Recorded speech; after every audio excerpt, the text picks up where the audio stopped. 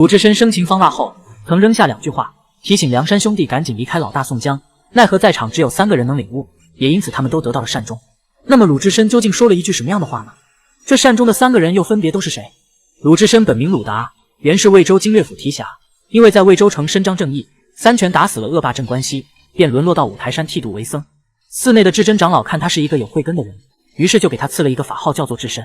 所谓智深，寓意就是智慧远大，日后终究成大器。事实上也确实如此，在《水浒传》中，鲁智深是一个最具有佛侠色彩的人物。纵观他的一生，可谓是行侠仗义的一生。从最初救金翠莲，到救桃花庄刘太公女儿，再到除恶瓦换寺、野猪林里救林冲等等，无不透露着他扶危济困、惩恶扬善的一面。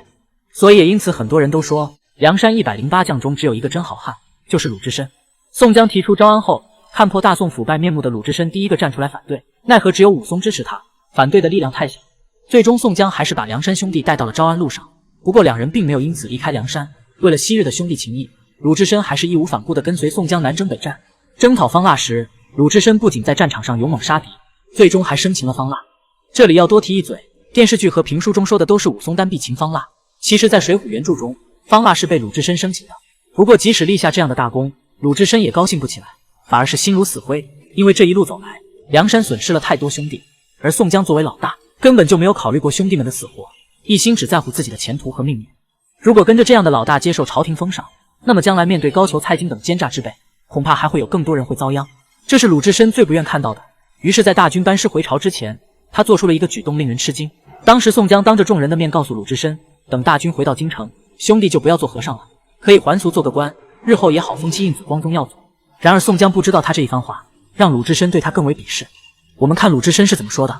洒家心已成灰，不愿为官，只图寻个清静去处，安身立命足矣。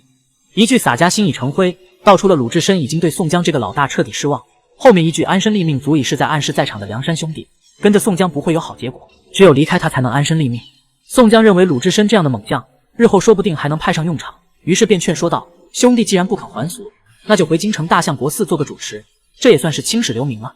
听到老宋说这话，鲁智深更加不爽了，直接回怼道：都不要，要多也无用，只得个囫囵失手便是强了。这句话更加具有讽刺意味，讽刺宋江功利心太强，一门子想要封赏，却不知日后将会受到朝廷那伙奸臣的打击报复，别说是封妻印子了，甚至都有可能死无葬身之地。眼看2次盛情相邀都被鲁智深拒绝，宋江没有办法，只能沉默不语。而通过鲁智深对宋江的这2句答复，我们不难看出，鲁智深早已预测到了接受朝廷招安之后的下场。此刻他想提醒在场的兄弟不要贪恋官位，赶快离开。但能听懂他弦外之音的人只有3个，这3人都得到了善终。第一个是他的老搭档武松，武松能听懂鲁智深的用意，这并不奇怪，毕竟在梁山时期2人就是心有灵犀。所以当鲁智深做出继续出家的决定时，武松毫不犹豫地跟着他去了六合寺。最后鲁智深在六合寺圆寂，而武松则活到了80岁的高龄。